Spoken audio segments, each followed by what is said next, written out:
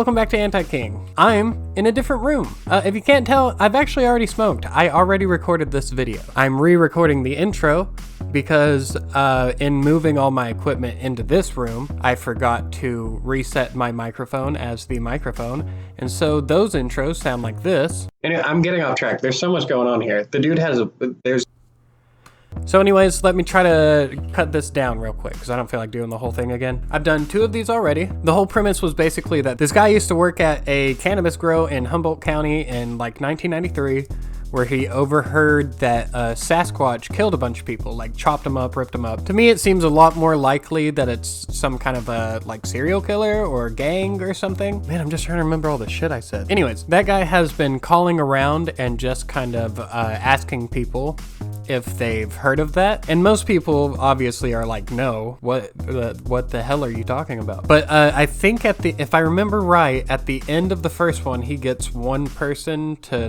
be like, yeah, I totally heard of that, dude. Oh, and they reuse this animation a bunch. I renamed this guy they showed like 3 times with a gun, Blicky, and I'm pretty sure I talked about Blicky like a lot in this video. So that's what I'm talking about. It's not just random, incoherent nonsense, I promise. Anyways, I have no idea. I probably set it up perfectly, but I forgot to hit the microphone, so it's, I didn't, RIP to that setup intro. Now y'all got this mess. You're welcome.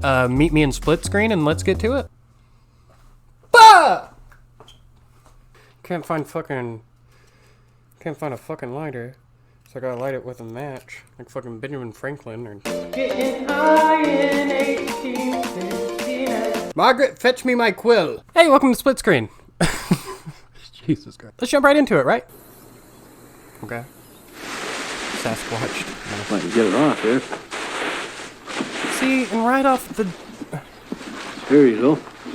Right off the rip. Bigfoot people that get too into their hobbies or passions, end up like this. Holding a giant ass head. This is like some old dude that probably has like grandchildren and has lived a full life. That's part of the fun of this series, is that Bigfoot people, like all people, are just weird. And it's eccentric and crazy. I don't know. I'm not high enough for this yet. If you love Bigfoot that much, you probably shouldn't have decapitated him. This is what so people real. Claim they saw, when they see a Bigfoot. Gimlin and Roger asked me if I'd wear the suit, and promised me give me $1,000, for 10 minutes work. What the heck? That's kind of how we got, mixed up in the Bigfoot thing. So this already got good. They're already about to spoil the whole... The Bob Gimlin footage is probably the most significant evidence there is, which is pretty damning, of a Bigfoot. So this guy coming out and being like, no, that was me. I even got the costume. But he said, you can't tell anybody anything. Nothing. No, nothing. I said, okay, I won't. He said, well, we know you, you're full of beans. You're full of beans. No, but I mean, dude made $1,000. Probably shut the fuck up. My arms in, and then I stood up, and they zipped it up, and then the head went on last. I walked across there, and only took one shot of me going across there. For people to say, well, it had to be somebody in a suit and stuff, I said, I could tell if there was somebody in a suit. Yeah, I could no tell. Such thing. I could tell if there was somebody in the suit, because I put them in that suit. I could just see everything moving underneath the hair and the muscle. Have him look at my right hip. I had my jeans on. It was my wallet. He knows it was me. Bob Hieronymus is not a very big guy. He probably only stands about 5'9" or 10. He's like, what's this fucking manlet doing talking shit about my fucking footage? Can you imagine, though, being Bob Gimlin, and you've got like 4 decades of success under this fucking silly little hoax you did back in the 70s. And then this guy comes around and starts... You know what? Actually, now that I think about it, if I'm this Bob and I only got $1,000 for this and I'm watching Bob Gimlin make potentially millions off of that footage, I might say something too. But I still love that his first thing was like, he can't be Sasquatch. He's like 4 foot nothing. If somebody comes up to me and says, well, that was fake, I'll just say, well, so be it. If you can prove He's it, like, I've Jim, made. prove it. He's like, I have made so much money off of this. Whatever. Maybe it is.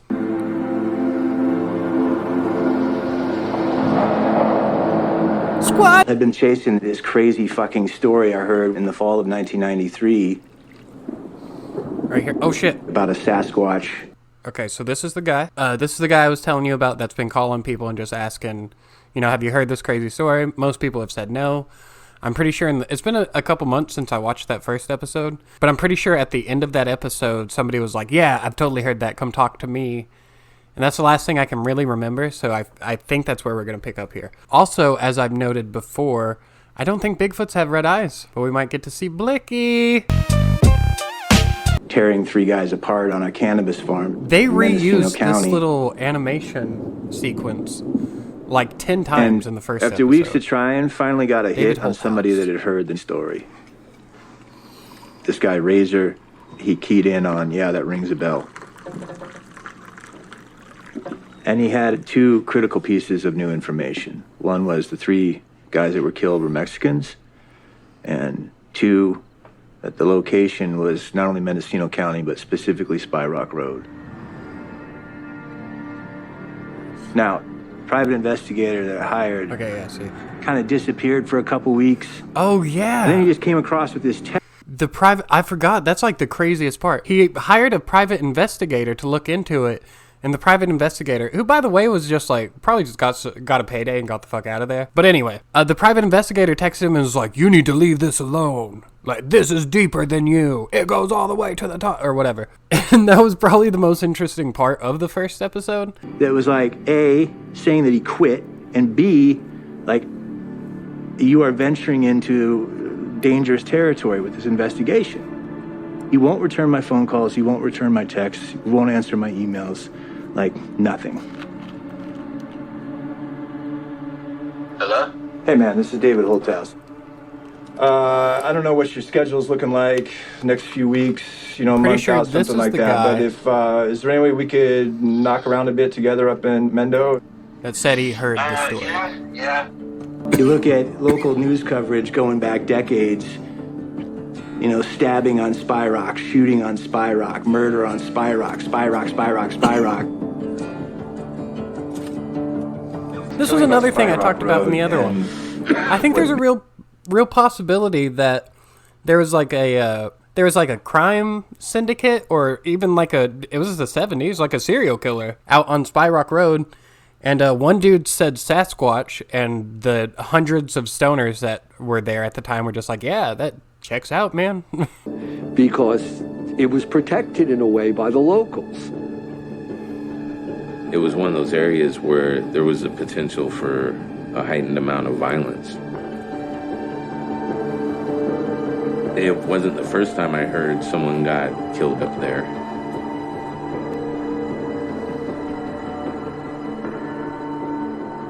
Again, the body was riddled with bullets.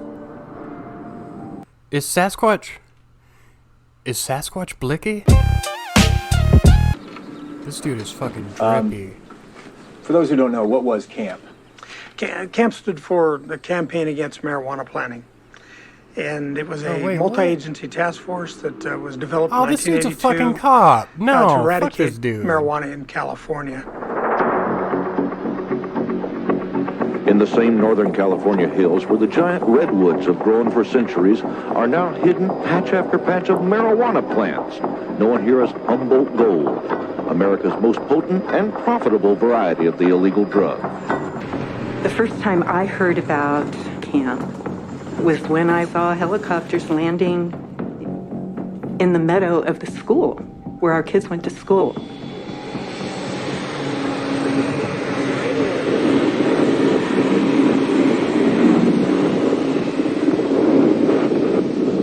That was my first experience hearing that womp, womp, womp, womp, womp, which is terrifying. Just come on, let's squatch. Agent said using the military to go after gardens planted by a bunch of aging hippies is like using a howitzer to kill a gnat. What the fuck? A family lived in Trinity County, not involved with the industry at all. The cops came in, shot the dogs, The officers are above the law, basically. Doesn't really matter, dirty hippies. Doesn't matter, do whatever they want. I don't know what motivated the camp officers to dehumanize a whole huge group of people, young families with children, with animals. It's a mystery to me. God damn, that is Camp was 1993. outstanding. Had a lot of fun working for camp. Something new every day. Something new every day. We had no clue what we were getting into, but for the most part, yes, it was fun. Dangerous, rewarding, and exciting. Real exciting. They go up there Oh, and they fuck! be cowboys, Sasquatch is man. right there! But for the most part, yes, it was fun. Dangerous, rewarding. So hold on.